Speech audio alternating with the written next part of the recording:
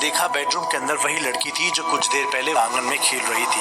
यह देखकर रिद्धिमा हैरान रह गई, लेकिन फिर अगले ही पल उसने अपने आप को समझाया, इतनी छोटी सी बच्ची से क्या डरना, लेकिन इसका यहाँ अकेले खेलना ठीक नहीं है। मैंने इस घर के बारे में काफी डरावनी कहानियां सुनी है। मैं इस बच्ची को यहाँ अकेले नहीं छोड़ सकती, मुझे उससे बात करनी चाहिए। ये सोचते हुए रिद्धिमा बेडरूम के अंदर की तरफ जाने लगी और उस छोटी लड़की की तरफ आगे बढ़ी। रिद्धिमा ने जैसे अपने हाथ उस बच्ची की तरफ आगे बढ़ाए, उस छोटी सी लड़की ने बड़ी खौफनाक अंदाज में रिद्धिमा की तरफ देखा। आपको यहाँ नहीं आना चाहिए था, मना किया था ना। उस छोटी सी बच्ची की आवाज इतनी डरावनी थी जिसे सुनकर रिद्धिमा के रोंगटे खड़े हो गए। एक पल को उसे अपने कानों पर भरोसा नहीं हुआ। रिद्धिमा के कदम अपने आप पीछे की तरफ हटने लगे। रिद्धिमा बुरी तरह से घबराई हुई थी, लेकिन तभी वह बच्ची धीरे से मुस्कुराई और जोर जोर से ताली बजाकर हंसते हुए उसने कहा, डर गई आंटी तो डर गई। रिद्धिमा समझ गई थी शायद उस बच्ची ने जानबूझकर उसे डराने के लिए ऐसा किया था, लेकिन उसके चेहरे पर हंसी देखकर अब रिद्धिमा के दिल का डर कुछ कम हो गया था। रिद्धिमा ने मुस्कुराते हुए पूछा, अरे तुम तो बहुत शैतान हो, एक बात बताओ, तुम्हें अकेले इस घर में डर नहीं लगता? उस छोटी लड़की ने रिद्धिमा के चेहरे की तरफ नहीं देखा। वह बस वहां बेडरूम में बैठकर जमीन पर अपने हाथ में पकड़े हुए कोयले के छोटे से टुकड़े से अजीब अजीब आकृतियां बना रही थी। जब रिद्धिमा ने उससे सवाल किया तो उसने अपनी गर्दन हिलाकर ना कर दिया। अपने घर में कैसा डरना? उसका जवाब सुनकर रिद्धिमा आश्चर्य में पड़ गई। अपना घर? लेकिन घर तुम्हारा कैसे हो सकता है? ये तो खाली है, यहाँ कोई नहीं रहता। इस बार उस छोटी लड़की ने अपनी नजरें उठाकर रिद्धिमा की तरफ देखा। रहती है ना, मेरी माँ यहाँ रहती है, इसी घर में। रिद्धिमा ने अपनी नजरें चारों तरफ दौड़ाई और मुस्कुराते हुए कहा, लेकिन मुझे तो तुम्हारी माँ कहीं नजर नहीं आ रही, कहाँ पर है? बुलाओ जरा उन्हें। इस बार छोटी लड़की के चेहरे पर नाराजगी थी। उसने रिद्धिमा को लगभग गुस्से से घूरते हुए देखा और फिर बताया, अभी थोड़ी देर पहले बताया तो था, भगवान के पास चली गई है, बार बार क्यों पूछ रही हो? उसका जवाब सुनकर रिद्धिमा एक बार फिर हैरान रह गई थी। लेकिन तुमने ही तो कहा था कि तुम्हारी माँ इसी घर में रहती है। इस बार उस छोटी लड़की ने रिद्धिमा के सवाल का कोई जवाब नहीं दिया और गुस्से से रिद्धिमा की तरफ देखते हुए बेडरूम के दरवाजे से बाहर निकल गई। रिद्धिमा उससे बात करना चाहती थी। रिद्धिमा उसके पीछे पीछे चलने लगी। जैसे ही रिद्धिमा उस छोटी बच्ची के पास पहुंची, उसने झटके से पलटकर रिद्धिमा की तरफ देखा और पूछा, तुम्हारे पेट में छोटा बच्चा है ना? रिद्धिमा ने कहा, हाँ, लेकिन तुम्हें कैसे पता? तुम सब बात समझती हो, अभी तो तुम बहुत छोटी हो।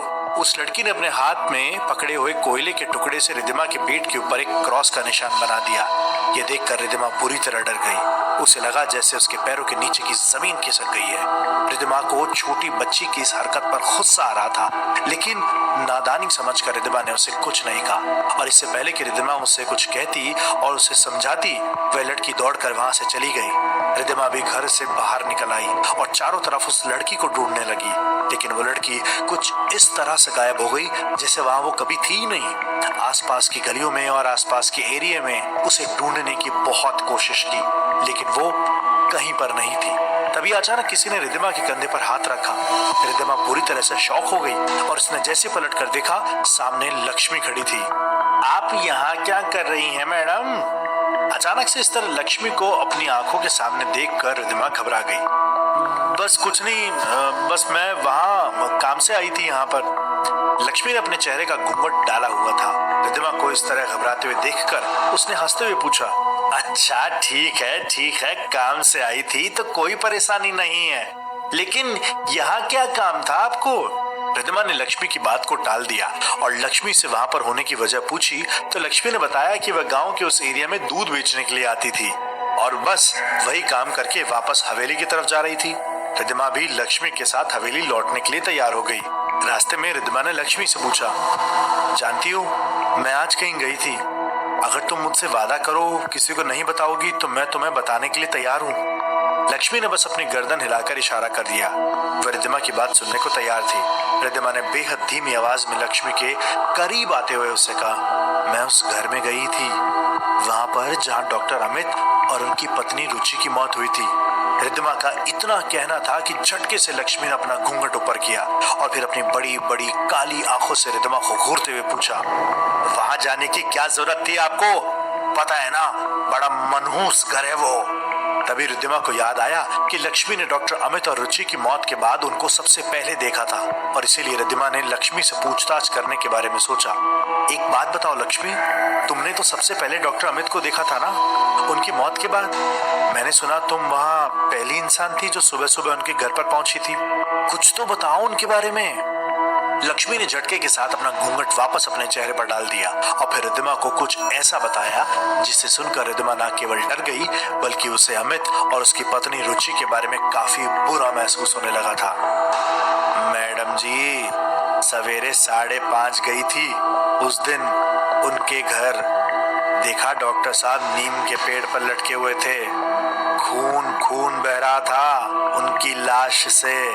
और रुचि मैडम का तो आज तक कोई कुछ पता नहीं लगा पाया है। रिद्धिमा ने यह बात सुनने के बाद बड़ी मुश्किल से अपने मन को कंट्रोल में किया, क्योंकि ये सब सुनने के बाद उसे बहुत अजीब सी फीलिंग हो रही थी। लग रहा था जैसे गांव के बारे में बुरी आत्माओं को लेकर जो किस्से और कहानियां मशहूर है वो शायद सच है। शायद पंडित जी की कही हर बात सच है।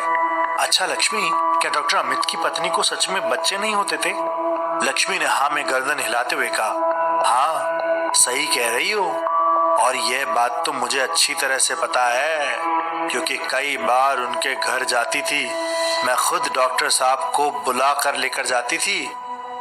और उसी वक्त रिद्धिमा ने लक्ष्मी के सामने देविका का जिक्र छेड़ दिया। देविका, उसके बारे में कुछ जानती हो तुम? उसकी आत्मा भटकती है इस गांव में, और इस घर के नीचे क्या सच है? कोई कुआं था क्या जिसमें कूदकर देविका ने अपनी जान दे दी थी? रिद्धिमा के सवाल पर लक्ष्मी एकदम से चुप हो गई।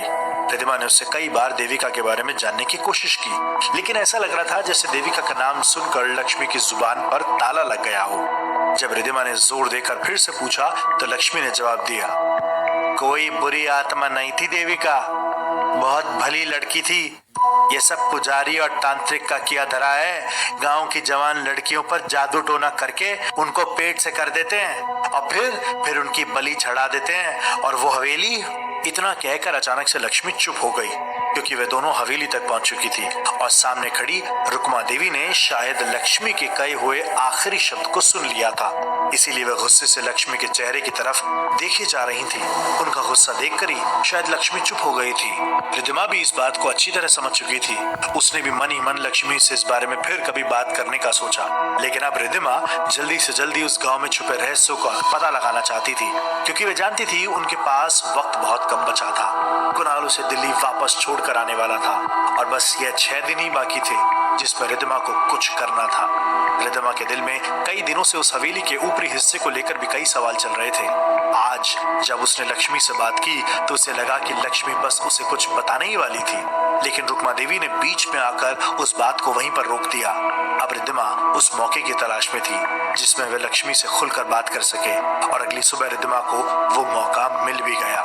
लक्ष्मी हवेली के आंगन में झाड़ू लगा रही थी। रिद्धिमा दबे कदमों से उसके पास गई और उससे पूछा, कल तुम्हारी बात अधूरी रह गई थी, बताओ ना लक्ष्मी, हवेली के बारे में क्या कह रही थी तुम? लक्ष्मी ने बड़ी अजीब नजरों से हवेली के ऊपरी हिस्से की तरफ देखा, जैसे उन आंखों में न जाने कितनी कहानियां छुपी थी। एक अजीब सी नफरत थी लक्ष्मी की आंखों में और डर भी।